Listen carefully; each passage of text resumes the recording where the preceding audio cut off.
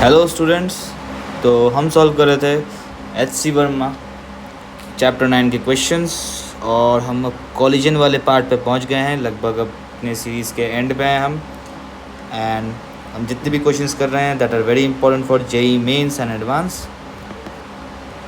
So let's proceed with the question. ये है मेरे बारे में एक छोटा सा इंट्रोडक्शन। तो हमने शायद क्वेश्चन 38 तक कर लिया था और हाँ, आज चालू करेंगे क्वेश्चन 39 के साथ। देखिए क्वेश्चन 39 में कहा है, ball falls on the ground from a height of 2 metres. 2 metres के हाइट से एक बॉल को गिराया है and rebounds up to a height of 1.5 metres. ये वापस 1.5 मीटर तक रीबाउंड हुआ है। तो find the coefficient of restitution. तो देखिए 2 मीटर से गिराया है तो जस्ट कॉलिजन के पहले इसका वेलोसिटी होगा √2g इंटू एच, और 1.5 मीटर हाइट तक गया है तो यहाँ पे इसका वेलोसिटी होगा √2g इंटू फिर से एच जो कि इज़ 1.5। ठीक है, तो कोफिशिएंट ऑफ रेस्टिट्यूशन होता है v separation upon v approach separation. मतलब ये कॉलिजन के बाद दोनों के बीच का डिस्टेंस, दो बॉडीज़ के बीच का डिस्टेंस किस रेट से बढ़ रहा है। तो ये बढ़ रहा है √2gh इस रेट से। और कॉलिजन के पहले अप्रोच क्या होता है, velocity of approach is collision के पहले ये दोनों बॉडीज़ के बीच का डिस्टेंस किस रेट से डिक्रीज़ कर रहा है। दिस इज़ 2g इंटू 2 और 2g कैंसल्ड आउट और यहाँ से आ गया √3/4 और √3/2। This is the answer. Question number 40। Question number 40 में एक गामा डीके प्रोसेस के बारे में बोला गया है कि एक न्यूक्लियस है जिसका मास m है और कुछ एक एनर्जी होगा इसका EI। ये EI डिक्रीज़ करता है, कुछ डिक्रीज़ करके EF हो गया ये मान लिया।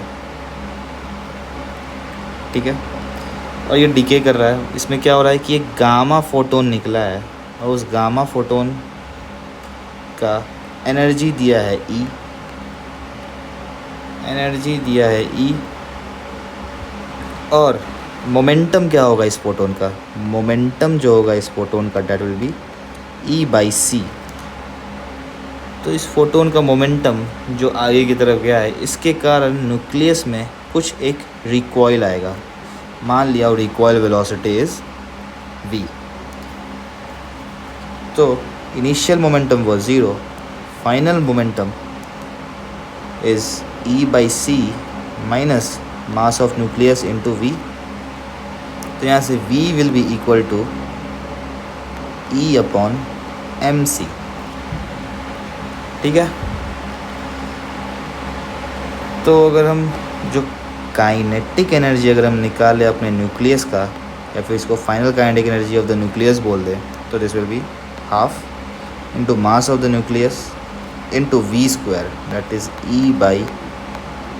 E/mc होल स्क्वायर, और ये आ जाएगा E square upon 2mc square. तो टोटल लॉस मुझे बताना है कि total loss in internal energy. ठीक है, तो what is total loss, delta E loss. This is initial internal energy minus final internal energy. Initial internal energy कुछ होगा EI minus final internal energy कितना होगा।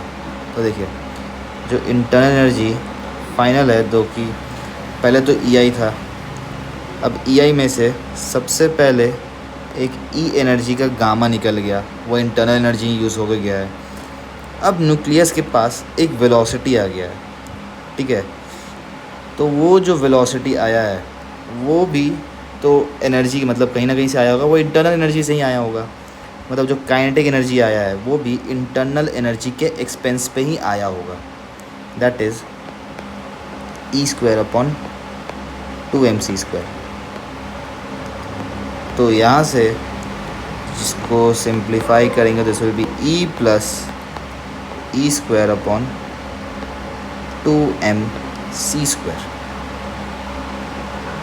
This is the answer. Question 41। Question 41 में कहा है a block of mass 2 kg, this is block of mass 2 kg moving on a frictionless horizontal surface. ये एक frictionless surface पे चल रहा है with a velocity of 1 metres per second towards another block of equal mass kept at rest. एक second, शायद इसमें एक डायग्राम दिया है, मैं चेक कर लेता हूँ। क्वेश्चन 41, क्वेश्चन नंबर 41 में हाँ डायग्राम है। एक सेकेंड, हाँ 41 में एक डायग्राम है, वो डायग्राम मैं बता देता हूँ। ऐसा एक डायग्राम गिवन है हमारे पास। Spray this is also 2 kgs। अब देखिए कहा है कि एक ब्लॉक जिसका मास 2 kg है वो 1 मीटर्स पर सेकेंड से जा रहा है दूसरे मास पे जो कि रेस्ट पे है इनिशियली, और स्प्रिंग कांस्टेंट दिया है 100 न्यूटन्स पर मीटर। तो find maximum compression in the spring. तो देखिए इस सिनेरियो को एक बार आप समझिएगा। पहले क्या होगा कि ये मास 2 kg स्प्रिंग के साथ कांटेक्ट में आएगा, तो कांटेक्ट में आएगा, इसका वेलोसिटी 1 से घट गया होगा, मान लीजिए ये 0.19 हो गया होगा कुछ, ठीक है, और ये 0.2 कुछ हो गया होगा, ठीक है। मतलब मैं एग्जैक्ट नहीं लिख रहा हूँ, एग्जैक्ट क्या होगा वो आप कंजर्वेशन मोमेंटम से देख सकते हो, मैं बस आपको कंसेप्ट समझाने की कोशिश कर रहा हूँ, ठीक है। इसके बाद क्या होगा, अभी भी वेलोसिटी तो सेम नहीं है, तो थोड़ा और कंप्रेशन होगा, ये मान लिया, फिर 0.8 हो गया, ये 0.3 हो गया, फिर थोड़ा और कंप्रेशन होगा, और एक पॉइंट पे दोनों का कुछ सेम वेलोसिटी v हो गया, घटते घटते ये घटते घटते v पे पहुंच गया, ये बढ़ते बढ़ते भी सेम v पे पहुंच गया, ठीक है। तो इस पॉइंट पे कंप्रेशन होते होते कंप्रेशन विल बी मैक्सिमम, और इसके बाद अब क्या होगा, इसके बाद ये v से थोड़ा वेलोसिटी एक्स्ट्रा हो जाएगा, ये v से घट जाएगा। तो अब क्या होगा, ये कंप्रेशन यहाँ से फिर घटना चालू होगा, यानी कि this is the case where you will get maximum compression जब दोनों के वेलोसिटी सेम हो जाएंगे। बस यही समझना था इसमें, ठीक है। तो अब मुझे initial momentum equal to final momentum कर देना है इस केस के लिए, तो वेलोसिटी पता चल जाएगा मुझे, that will be initially 2 kg का मास 1 मीटर्स पर सेकेंड से चल रहा है, फाइनली मेरा 2 kg का मास v से चल रहा है, और दूसरा वाला भी 2 kg का मास v से चल रहा है। यहाँ से v इसको सॉल्व करेंगे तो 0.5 मीटर्स पर सेकेंड मिल जाएगा। नेक्स्ट एनर्जी कंजर्वेशन लगाएंगे। अब देखिए दोनों केस अगर मैं देखें तो इस सिस्टम पे बाहर से तो कोई भी फोर्स लग नहीं रहा है, यानी कि initial energy will be equal to final energy, और इन दोनों को अगर मैं इक्वेट करूँ तो initially kinetic energy is half mv²। Initial वाला केस ये है, and this is my final case. Initial सिर्फ काइनेटिक एनर्जी है, फाइनली क्या हुआ, दोनों ब्लॉक्स के पास काइनेटिक एनर्जी है, यानी कि दोनों ब्लॉक्स का मैं m1 + m2 2 into v²। Finally ये 0.5 से चल रहे हैं तो v²। प्लस स्प्रिंग में कंप्रेशन आया तो स्प्रिंग में एक एनर्जी आ गया, that is elastic potential energy half के एक्स स्क्वायर। अब देखिए इसको सॉल्व करके देखते हैं। इसको जब हम सॉल्व करेंगे तो ये आ गया 1 इक्वल टू, ये कैंसिल आउट हो गया 2 into 0.25 that is 0.5 plus K by 2 is 50 x square.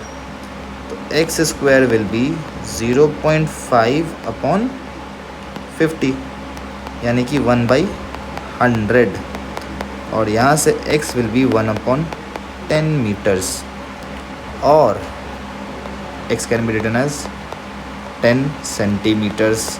This is a answer. Next question number 42।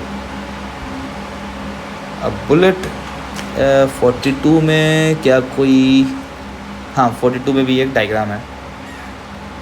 ये डायग्राम देखिए, मैं डायग्राम आप लोग के लिए बता देता हूँ, उसके बाद क्वेश्चन हम पढ़ेंगे।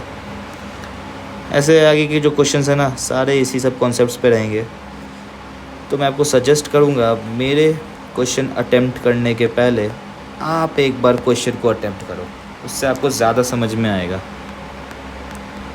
ठीक है, पॉज करके एक बार आप अटेम्प्ट करके देखो इस क्वेश्चन को, आगे मैं बताता हूँ। बुलेट का मास दिया है 20 ग्राम्स और speed 500 metres, passes through the wooden block of mass 10 kg initially at rest on a level surface। तो इनिशियल कंडीशन मेरे पास ये दिया हुआ है, this is my initial scenario. The bullet emerges with a speed of 100 meters per second and the block slides 20 centimeter on the surface before coming to the rest।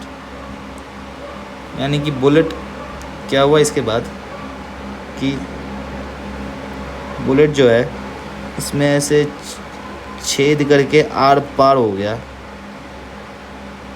Emerges का यही मतलब है, are पार हो गया और 100 मीटर्स पर सेकेंड से चलने लगा और इसके पास कुछ एक वेलोसिटी आ गया होगा v, और कहा कि ये ब्लॉक जो है, फिर ये ब्लॉक 20 मीटर्स चला है, सॉरी 20 सेंटीमीटर्स चला है और रेस्ट पे आ गया।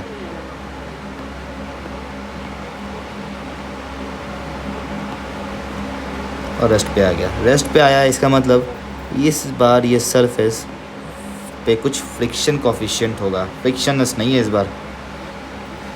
ठीक है, ये पूरा सिनेरियो था। आई होप आपको सिनेरियो समझ में आ गया होगा। सिनेरियो समझना बहुत ही ज़रूरी है, मुश्किल तो नहीं है, बहुत ज़रूरी है। सिनेरियो समझ में आ गया, इसके आगे क्वेश्चन में कुछ नहीं है फिर। ठीक है, तो सबसे पहले हम ये v निकालते हैं, कैसे, मोमेंटम कंजर्व करके। तो इनिशियली जो मोमेंटम है that is mass of the bullet that is 0.02 kgs into 500 metres per second, सारे यूनिट्स SI यूनिट में लेंगे, इक्वल टू इस पॉइंट पे 10 kg ब्लॉक का कुछ v वेलोसिटी है प्लस जो बुलेट है उसका वेलोसिटी है 100 मीटर्स पर सेकेंड, और यहाँ से v आ जाएगा 10 प्लस 10v प्लस 2 यानी कि v आ गया 0.8 मीटर्स पर सेकेंड।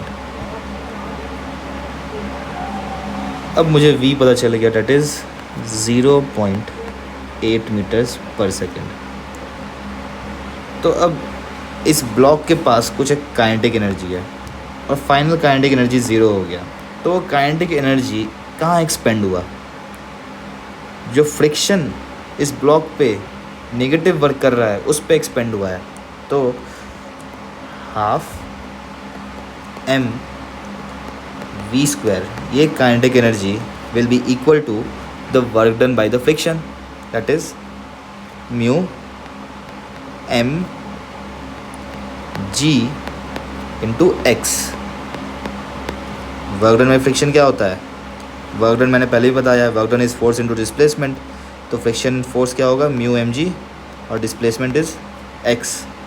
सिंपल यही मैंने लगाया है बस इस इक्वेशन से आप म्यू बता दो, 10 एंड 10 इज़ कैंसल्ड, और इसको आप सॉल्व करोगे थोड़ा सा तो म्यू आपका 0.16 आ जाएगा। This is the answer. Next question 43।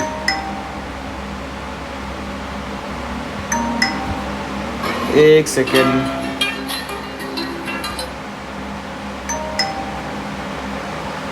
मुझे बस 1 मिनट अब टाइम देना, एक ज़रूरी है।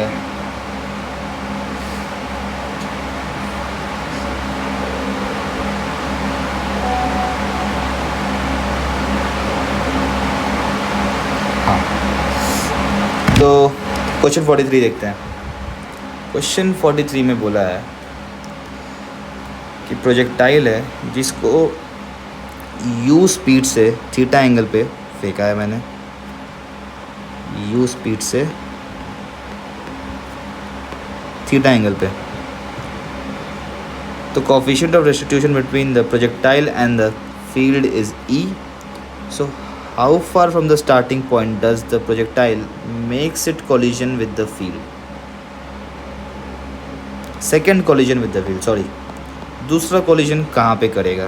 तो देखिए क्या होगा, ये पार्टिकल कुछ एक प्रोजेक्टाइल में जाएगा, यहाँ पे पहला कोलिजन किया, फिर से जाएगा, इस बार थोड़ा सा कम रेंज कवर करेगा क्योंकि कोफिशिएंट ऑफ रेस्टिट्यूशन दिया है। इलास्टिक कोलिजन तो है नहीं, इलास्टिक होगा तो सेम प्रोजेक्टाइल फिर से, मतलब ये दोनों पैराबोला सेम होते हैं, लेकिन इलास्टिक नहीं है, यानी कि वेलोसिटी में कुछ लॉस हुआ है, तो लॉस हुआ है तो कम रेंज कवर करेगा। ठीक है, तो यहाँ से चलिए देख लेते हैं। तो देखिए पहले वाले अगर केस में देखें हम, तो इस तरफ को जो वेलोसिटी होगा that will be u sine theta, और कॉलिजन के बाद फिर से ये कुछ वेलोसिटी से जा रहा होगा, बट इसके बाद देखिए मैं आपको पहले यहाँ पे दिखाता हूँ, ये कुछ आया इधर की ओर, कॉलिजन के पहले फिर से u से आएगा। तो अलोंग द नॉर्मल, हम जब भी कॉलिजन देखते हैं ना, कॉलिजन या फिर मोमेंटम कंजर्व करेंगे तो अलोंग द नॉर्मल डायरेक्शन देखेंगे हम। तो नॉर्मल में यहाँ पे इसका वेलोसिटी इस नॉर्मल डायरेक्शन की ओर होगा u साइन थीटा, और इस तरफ को u कॉस थीटा। अब जब कॉलिजन हो जाएगा तो फिर से इधर को जाएगा ये, तो हॉरिजॉन्टल डायरेक्शन में जो वेलोसिटी है वो चेंज नहीं होगा, u कॉस थीटा ही रहेगा, लेकिन जो वर्टिकल डायरेक्शन का वेलोसिटी है वो चेंज हो जाएगा, वो इस केस में eu साइन थीटा हो जाएगा, where e is coefficient of restitution. ठीक है, तो अब इस साइड में मेरे पास वेलोसिटी आ गया eu साइन थीटा, और इस साइड में अभी भी u कॉस थीटा ही है, पहले भी u कॉस थीटा था। ठीक है, ये कॉन्सेप्ट है, आप इसे ध्यान रखना। तो चलिए पहले प्रोजेक्टाइल के लिए जो टाइम ऑफ फ्लाइट होगा t1, यानी कि इस पैराबोला के लिए t1 will be 2u sine theta upon g। t2 क्या होगा दूसरे वाले प्रोजेक्टाइल के लिए, 2 times eu sine theta by g, और यहाँ से फिर t will be total time जो आ जाएगा that is t1 plus t2, ये आ जाएगा 2u sine theta upon g into 1 plus e, और फाइनली फिर जो रेंज होगा that will be total time into u cos theta, और ये आ जाएगा 2u sine theta by g into u cos theta into 1 plus e। और further इसको आप थोड़ा सा सिंप्लीफाई करोगे तो r आ जाएगा 2u square sine theta cos theta by g into 1 plus e, और 2 साइन थीटा कॉस थीटा क्या होता है? 2 sine theta cos theta is sine 2 theta, यानी कि u square sine 2 theta by g into 1 plus e. Next question 44। देखिए question 44 भी एक incline plane का क्वेश्चन है, इंक्लाइन प्लेन प्रोजेक्टाइल का। तो कहा है कि a ball falls on an inclined plane,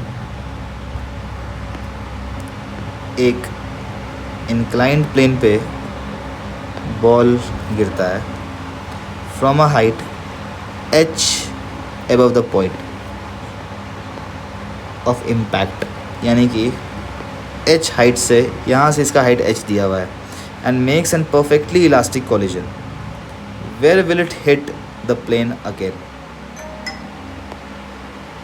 और इसका इंक्लिनेशन थीटा दिया है। तो यहाँ से देखिए, यहाँ से ये गया,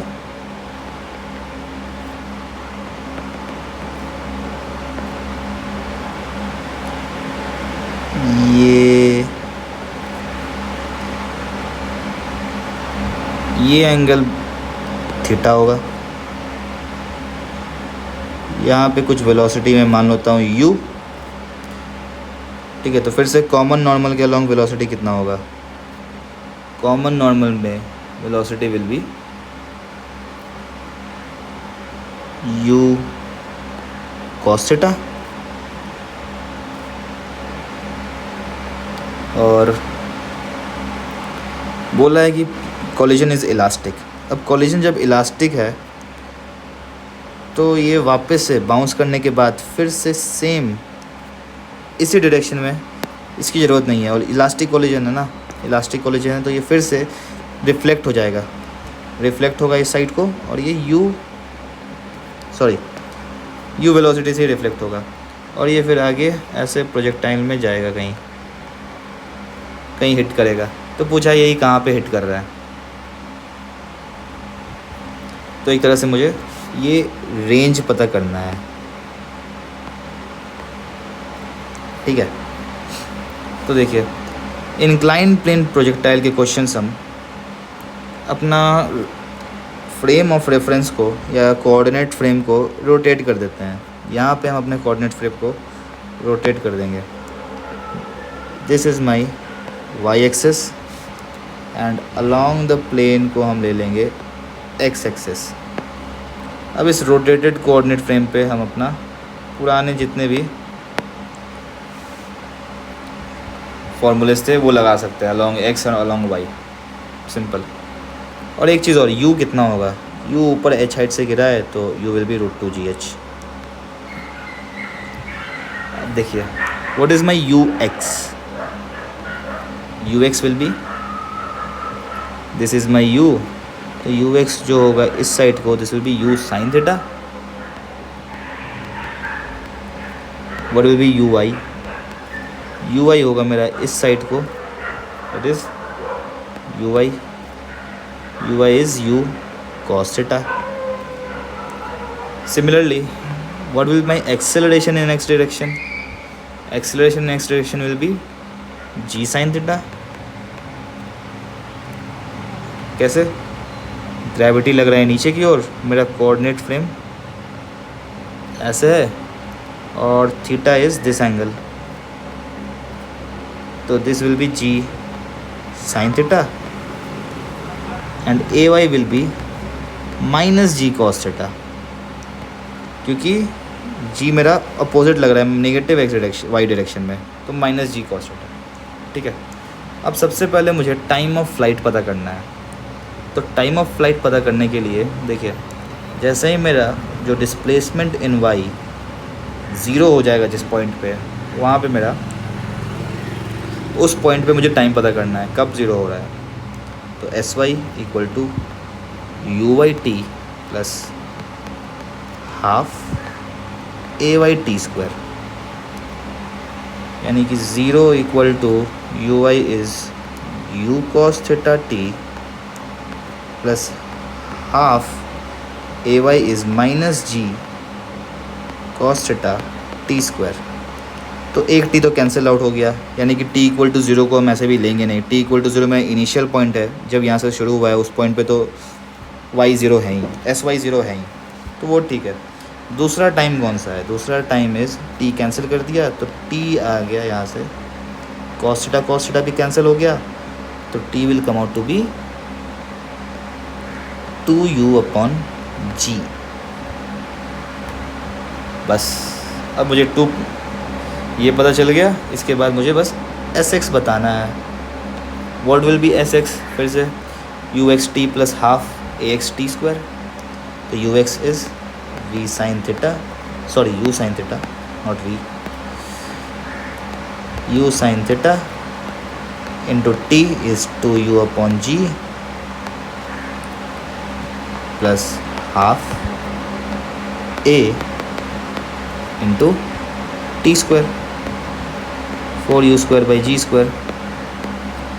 और इसे जब आप सॉल्व करोगे तो this will come out to be 4u²/g sine theta, where u क्या है? u इज़ √2gh, 4/g, और स्क्वायर करेंगे तो 2gh हो जाएगा ये, इंटू साइन थीटा। ऐसे g and g is cancelled out and ये आ गया 8h sine theta. Next question 45। तो क्वेश्चन 45 में क्या है? सेम प्रीवियस प्रॉब्लम में अगर coefficient of restitution e use कर रहे हैं तो फिर बताना है मुझे, मतलब रेंज बताना है उस केस में। तो देखिए, तो अगर कोफिशिएंट ऑफ रेस्टिट्यूशन यूज़ करेंगे ना तो क्या आएगा?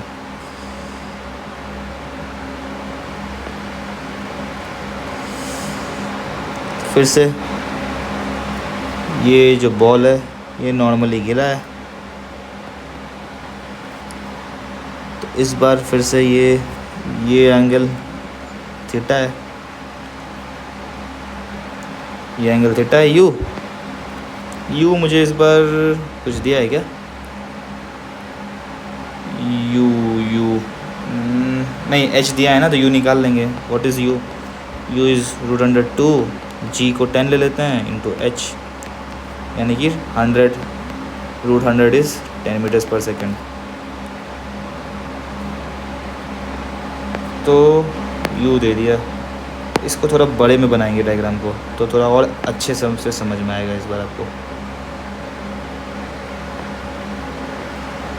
तो देखिए, ये जो पॉइंट है इसका कॉलिजन हुआ है विथ 10 मीटर्स पर सेकेंड। तो नॉर्मल जो एक बना लेते हैं, तो अलोंग द नॉर्मल कितना होगा? This angle will be theta, ये अगर थीटा है तो दिस इज़ 45 डिग्री, तो दिस विल बी 10 cos 45, यानी कि 10/√2, और अलोंग जो होगा दिस विल बी 10 sin 45, यानी कि 10/√2। फिर से हमने अपना कोऑर्डिनेट फ्रेम को वैसे ही रोटेट किया है पिछली बार की तरह। अब कॉलिजन के बाद जब ये रीबाउंड करेगा तो इसका वेलोसिटी कितना हो जाएगा? e times into you cos theta, यानी कि e is 3/4 into 10/√2, and this will B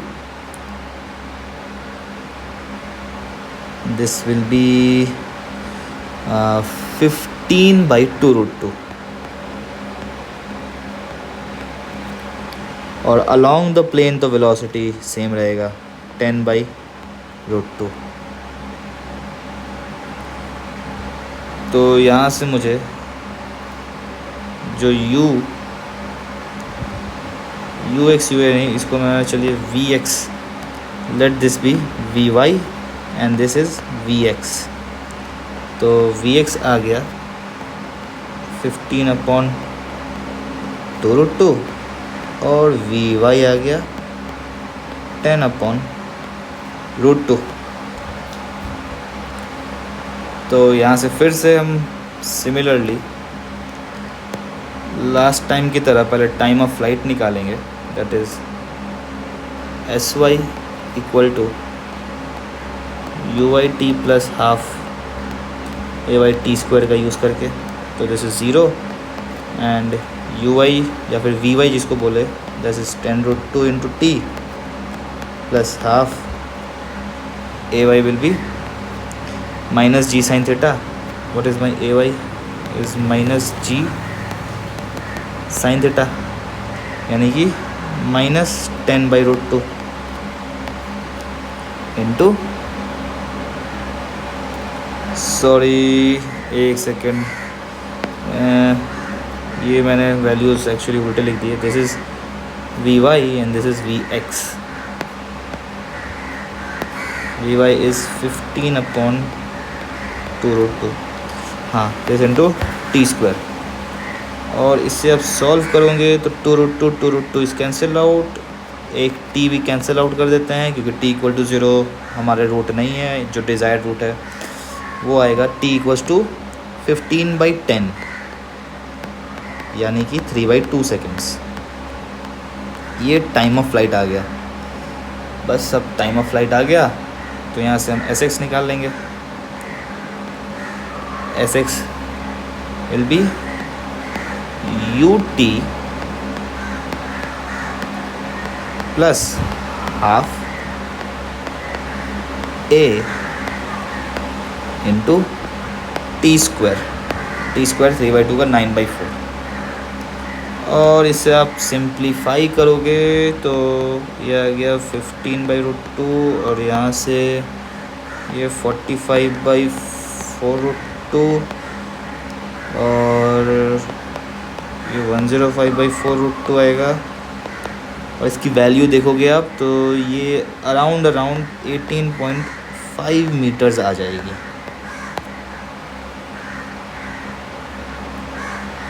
next question 46। ये एक बहुत ही बढ़िया क्वेश्चन है। आप इस क्वेश्चन को कहीं भी देख लेना, हर एक आदमी ने गलत तरीके से इसका आंसर निकाला हुआ है। ठीक है, मतलब किसी का भी आप सॉल्यूशन देखोगे ना, बड़े बड़े इंस्टीट्यूट्स ने इसका सॉल्यूशन दिया हुआ है। एक्चुअली मैं भी इसमें शुरू में फंस गया था, तो सॉल्यूशन इसके सब लोगों ने इसका गलत सॉल्यूशन दिया है। मैं आपको बताऊंगा इसका आज सही सॉल्यूशन मैं करके दिखाऊंगा। ठीक है, मतलब बहुत ही ऐसा कुछ नहीं है, कुछ नया सा है, सेम पिछली वाला ही सिचुएशन है। मतलब जो चीज़ हमने पढ़ रखी है ना वही चीज़ है। तो देखिए क्वेश्चन में क्या कहा है ना कि एक ब्लॉक है 200 ग्राम का जो कि स्प्रिंग से सस्पेंड किया हुआ है। A block of 200 gram is suspended through a vertical spring. फिर the spring is stretched by 1 centimetre when the block is in equilibrium, यानी कि इक्विलिब्रियम कंडीशन पे स्प्रिंग में 1 सेंटीमीटर का स्ट्रेच है, यानी कि m g equals to k x लगाएँ इक्विलिब्रियम पे, तो यहाँ से के मुझे मिल जाएगा, that is m a 0.2 into gravity 10 metres per second given है, 10/x इज़ 1 सेंटीमीटर यानी कि 0.01। तो यहाँ से k का वैल्यू आ जाएगा 200 newton per metre. This is 200 newton per metre. ठीक है, अब बोला है कि a particle of mass 120 gram is dropped on the block from a height of 45 centimetres. एक पार्टिकल है जिसका 120 ग्राम मास है, इसको मैंने 45 सेंटीमीटर से ड्रॉप कर दिया। तो फिर लिखा है the particle sticks to the block after the impact. तो ये पार्टिकल यहाँ पे कितने वेलोसिटी से आया होगा? इम्पैक्ट के पहले इसका वेलोसिटी √2gh। ठीक है, और ये टकराने के बाद ये जो है पार्टिकल ये स्टिक हो गया, यानी कि इसके बाद फिर ये वाला पार्टिकल और ये मास दोनों साथ में कुछ एक कॉमन वेलोसिटी v से चल रहे होंगे। तो बोला है find the maximum extension of the spring. ठीक है, तो चलिए देखते हैं। तो v से चल रहे होंगे, तो इसके बाद ये फाइनली फिर चलते चलते चलते चलते कहीं पे ये ज़ीरो हो गया होगा वेलोसिटी।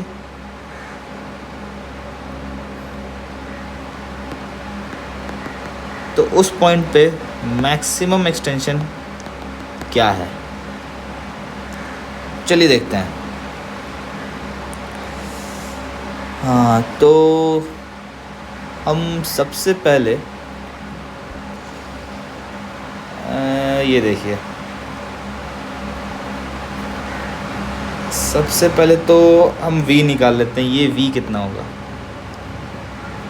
उसके पहले ये √2gh देखते हैं कितना ये v वेलोसिटी ऑफ पार्टिकल जो vp है, मान लिया ये vp, ये कितना है √2g is 10 into height is 0.45।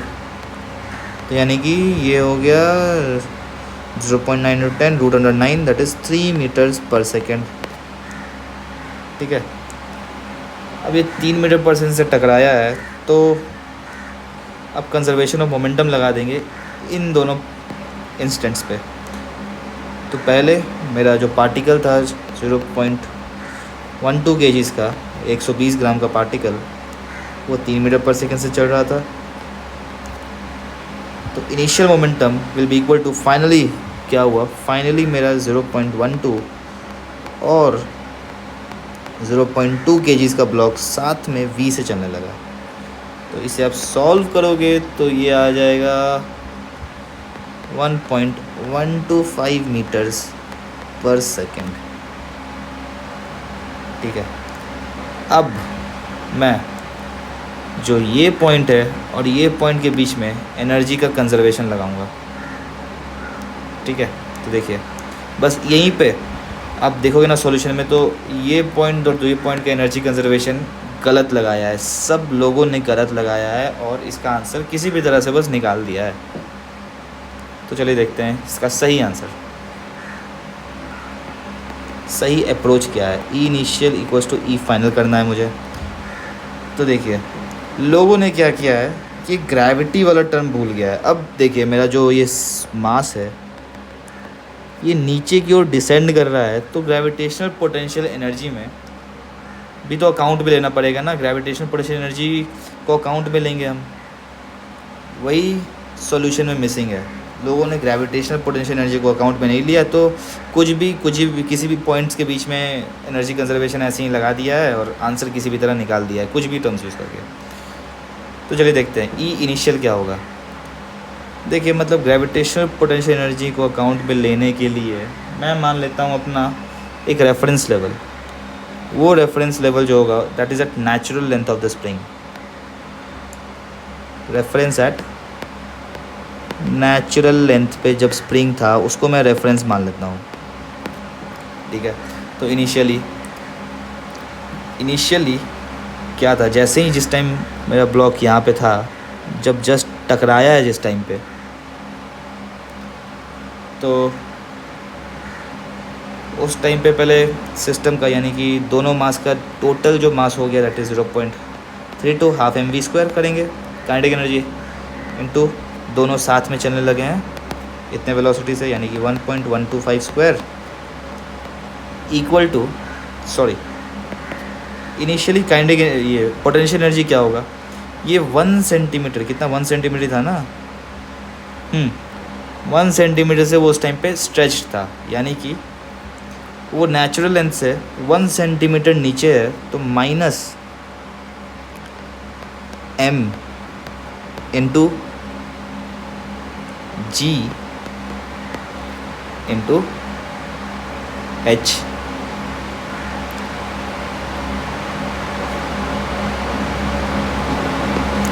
h is 0.01। ठीक है, और स्प्रिंग में एक स्ट्रेच है, यानी कि स्प्रिंग में कुछ ना कुछ पोटेंशियल एनर्जी है, हाफ के एक्स स्क्वायर, हाफ के इंटू एक्स स्क्वायर। ठीक है, ये मेरा टोटल इनिशियल एनर्जी हो गया इक्वल टू, फाइनली जब यहाँ पे आ गया मेरा पार्टिकल और दोनों मासेस, तो क्या हुआ, तो वेलोसिटी दोनों का ज़ीरो हो गया, यानी कि कोई काइनेटिक एनर्जी नहीं है यहाँ पे। स्प्रिंग में मान लिया टोटल जो इलोंगेशन हुआ है x हो गया है, यानी कि half k into x square. और दोनों सिस्टम, दोनों मास जो है नेचुरल लेंथ से x डिस्टेंस नीचे आ गए हैं, मतलब लॉस जो हुआ है GP में, यानी कि जो GP है that is negative m into g into x, that's it. यही एक्सप्रेशन है मेरा। इसको आप जब थोड़ा सा सॉल्व करोगे तो ये आ गया 100, यानी कि 100 एक्स स्क्वायर माइनस ये आएगा 3.2 एक्स माइनस 0. ये आप पूरा जब EI निकालोगे तो ये 1.1805, ये टोटल एक ऐसा क्वाड्रेटिक इक्वेशन आ जाएगा। और इस क्वाड्रेटिक इक्वेशन का जब आप रूट निकालोगे तो उस रूट में से एक रूट जो है आपका आंसर आएगा, x will be equal to 0.061 metres. और आप आंसर मिलाओगे तो आपका आंसर यही 6.1 सेंटीमीटर्स गिवन होगा। बस, तो दैट्स इट, आज के लिए इतना ही। फिर मिलेंगे हम लोग दूसरे वीडियो में।